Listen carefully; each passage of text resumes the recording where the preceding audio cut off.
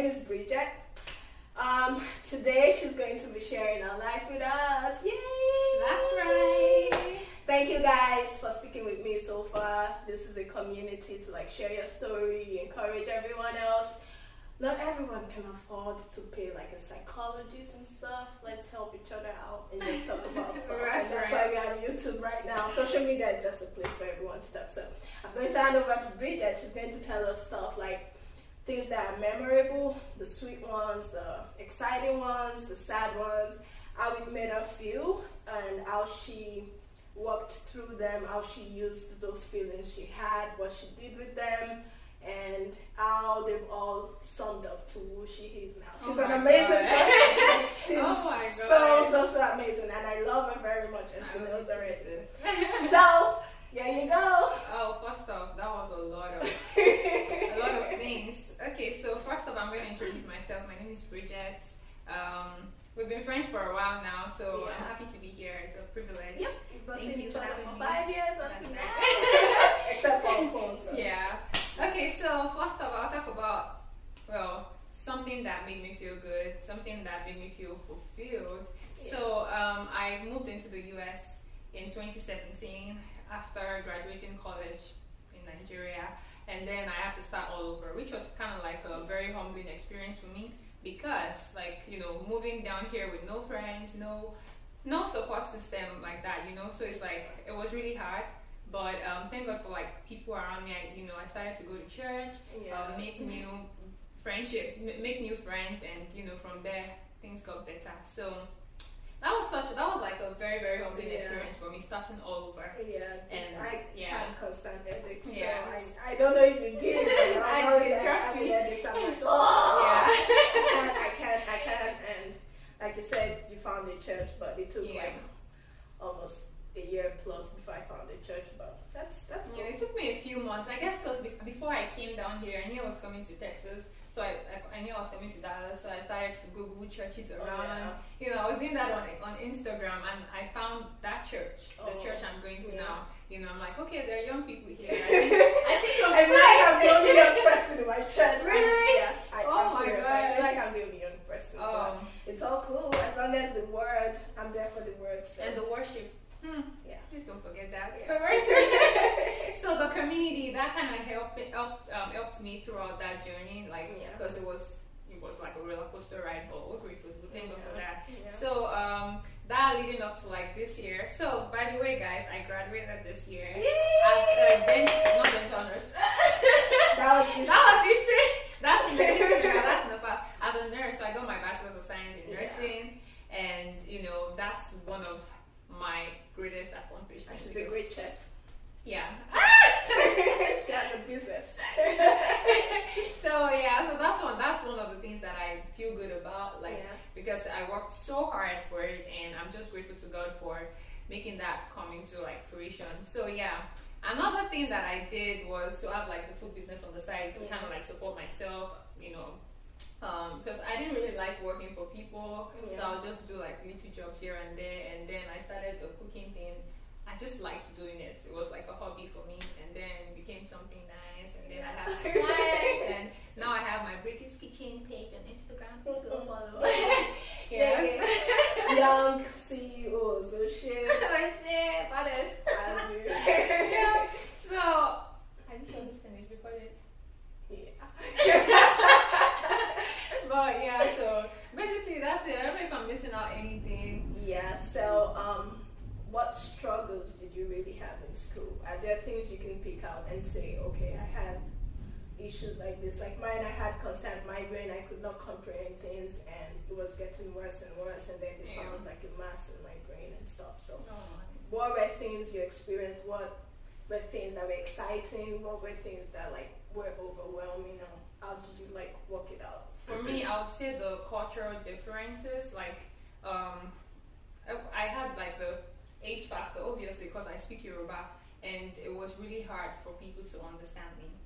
And because like most times when you talk, and it was hard for me to understand them too, because like most times my professors were they were all minorities. So and the white ones, they would talk so fast that you wouldn't even understand what's going on in class. Like especially with U.S. history, U.S. government, I had to take those classes. Yeah, so it was really I would say like the language, the cultural shock.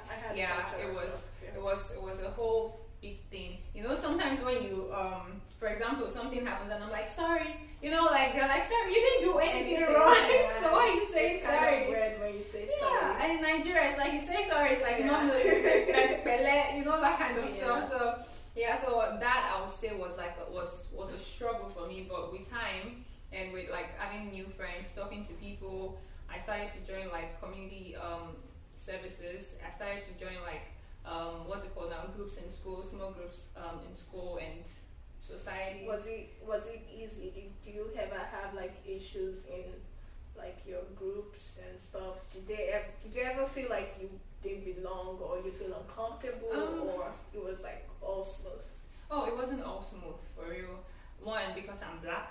I was like the only black person in my society. I joined the PTK and I joined like American Chemical Society, and I was the only black person who was we're part of like the leadership in American Chemical Society. So it was a little bit like I would sit down, I'm a female number one, then I'm black. So it's like, and then I'm Nigerian on top of that. So it's like sometimes when I need to talk, I'm like thinking in my head, I'm like, okay, I hope they understand what I'm saying.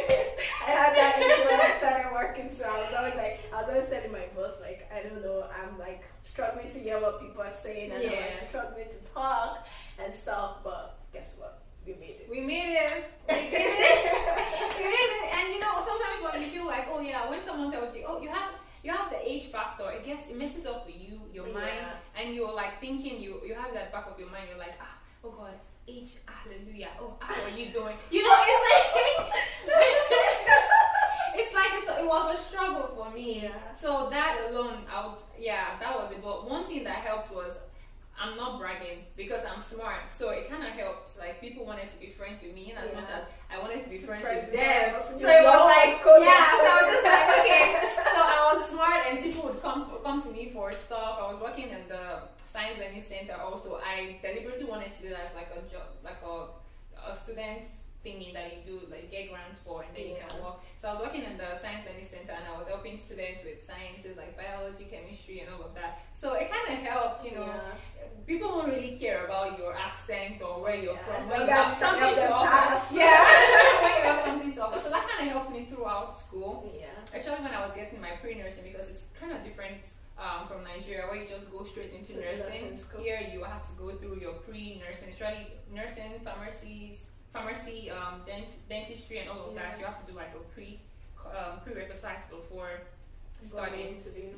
So throughout my prereq times, I had fun because people would always come. Oh, what did you do your assignment? Okay, can you help me with this? So it was pretty cool, but still I had that back of my mind that, oh God, and I forgot to mention the jokes though. I'm sorry, I'm not racist, but white people's jokes sometimes is dry. So I don't know, because I just can't comprehend it. I don't understand it. Yeah. So it's like when we're together in the room or we're talking about something, they make a joke and they laugh. I'm like, just like it went up and came down. Like I never understood what was going on. I'm like, okay, what's going on? Yeah. So sometimes I'll have to take the laugh.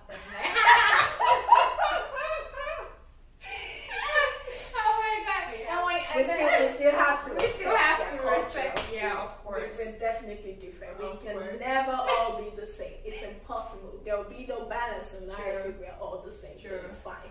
We're not making fun of anyone. We're just saying we're just different from what we're used to. Like what we call fun is like turn up, sparks everywhere, no dolls. Oh my God. Yeah. So when another Nigerian, one of my friends joined. And then we had like some inside jokes, and we do sha, we say something good sha or Jerry, and then they'll be looking at you like, okay, what's going on? And then they give you the fake smile too, but that's fine. Everyone does it, so we're all humans. It's cool. It's cool. Another thing that helped me was getting closer to my professors when I was a student. Yeah, that kind of helped. And I guess because I had so much to talk about Nigeria, they